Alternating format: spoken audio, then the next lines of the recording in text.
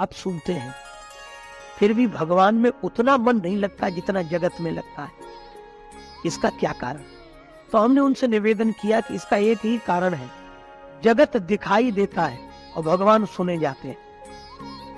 भगवान सुने जाते हैं, जगत दिखाई देता है, तो सुनने से अधिक ये दिखने वाला जगत ज्यादा प्रभावित कर देता है, क्योंकि आंख से दिख रहा है, सुन रहे हैं।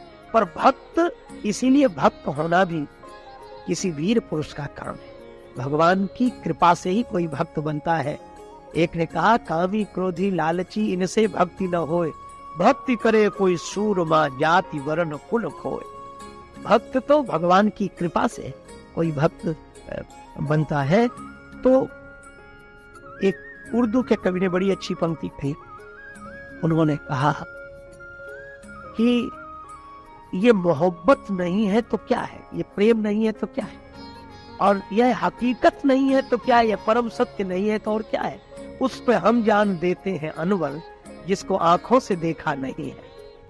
यह भक्ति की विशेषता है कि जिन भगवान को हमने देखा नहीं है, पर सुनकर ही हम उनके प्रति समर्पित हो गए। इसीलिए भगवान से अधिक भक्त की महिमा है, राम से अधिक राम करना। अच्छा, और भगवान जब भी आते हैं तो आप जानते हैं वे गरुड़ पर बैठकर आते हैं। और गरुड़ जी के बारे में हम लोगों ने सुना है कि उनके पंखों से वेद मंत्र निकलते रहे, वेद ऋचाएं निकलती रहे। तो गरुड़ माने वेद के मंत्र शब्द, और वे हैं भगवान के वाहन। भगवान उन्हीं पर बैठकर आते हैं, और आज भी आते हैं। आज जब भी जहां भगवत कथा होती है तो भगवान शब्द रूपी गरुड़ पर बैठकर ही कर्ण मार्ग से हृदय में प्रवेश करते हैं। आज भी गरुड़ के द्वारा ही तो भगवान हृदय में प्रवेश कर रहे हैं उन मंत्रों की। तो जब भगवान हृदय में आ जाते हैं, तो रुक्मणी जी ने भी जब भगवान को पत्र लिखा है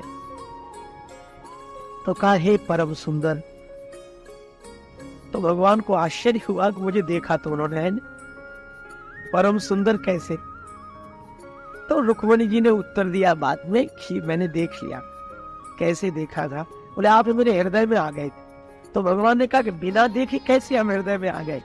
तो उन्होंने कहा कि आंख के मार्ग से नहीं, कर्ण मार्ग से आप हमारे हृदय में आ गए।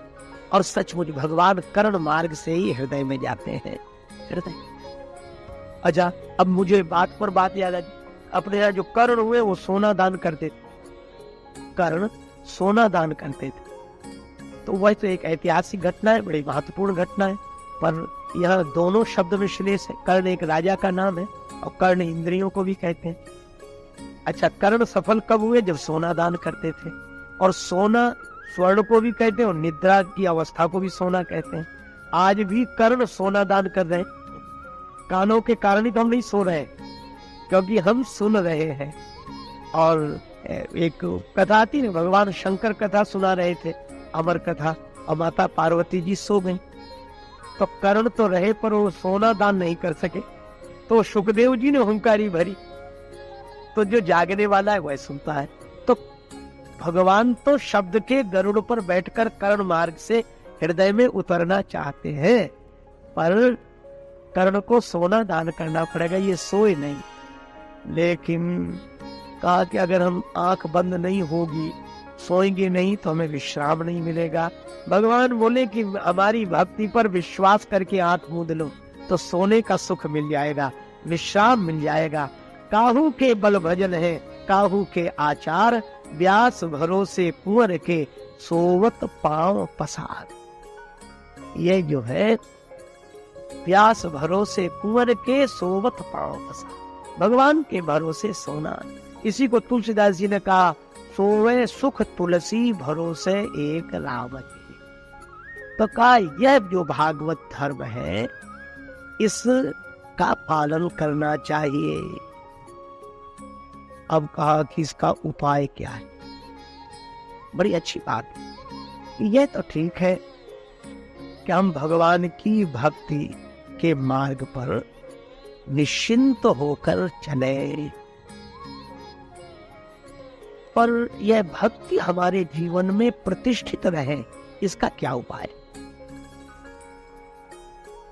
तो बड़ा सरल उपाय बताया।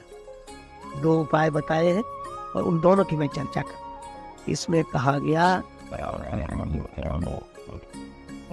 कायेन मनसा कायेन वाचा मनसा इंद्रियैर्वा बुद्ध्यात्मना वानुसृत स्वभावात्। काया से, काया माने शरीर से, वाचा माने वाणी से, और मन से इंद्रियों से,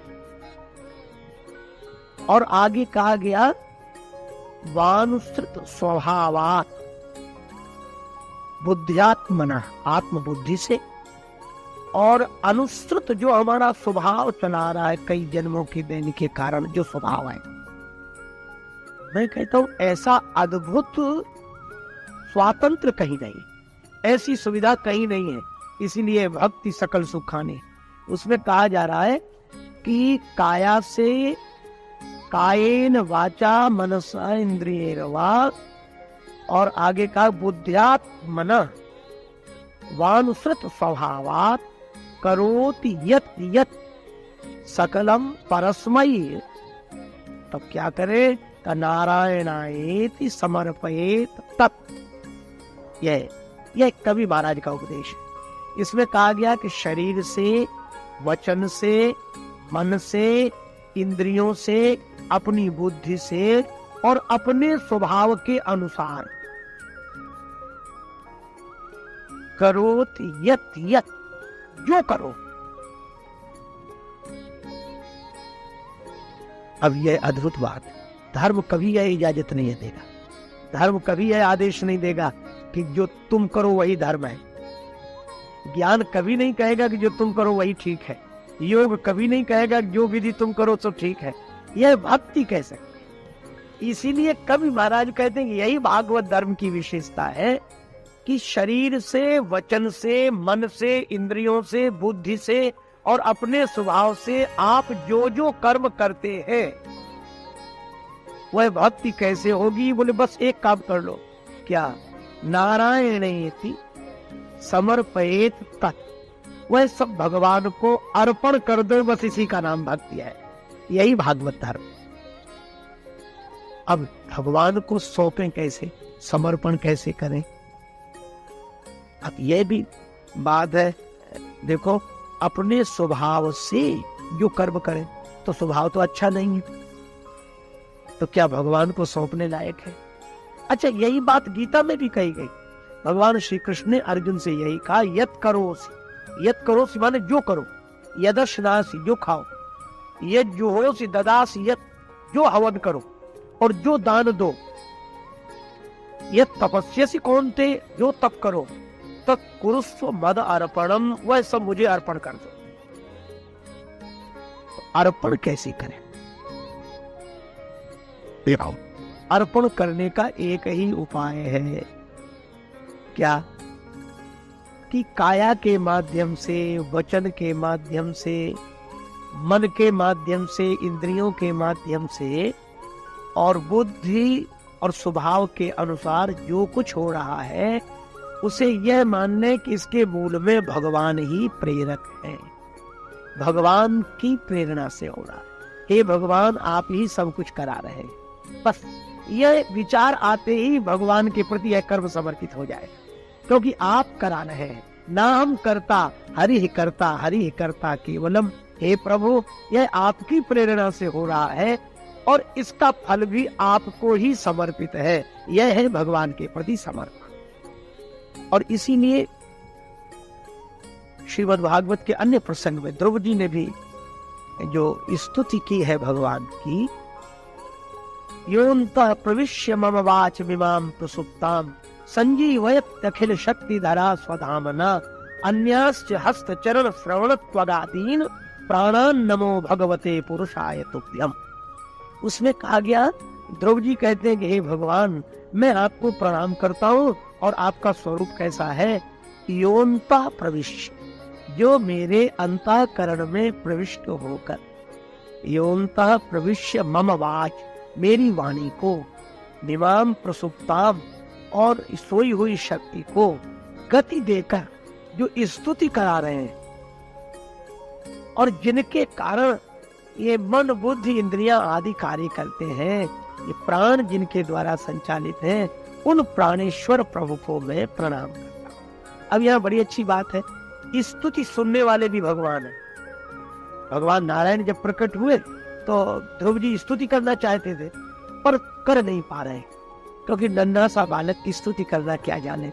तो भगवान ने अपने कर कमल में जो शंख लिए हुए थे, उस शंख का सुखद संस्पर्श ध्रुव जी के कपोल से करा दिया, और जैसे ही कपोल से कराया तो ध्रुव जी ने यही स्तुति की, वाह भगवान, हम अब तक सोच रहे थे कि हम स्तुति करते हैं, आप सुनते हैं, लेकिन आज पता लग गया।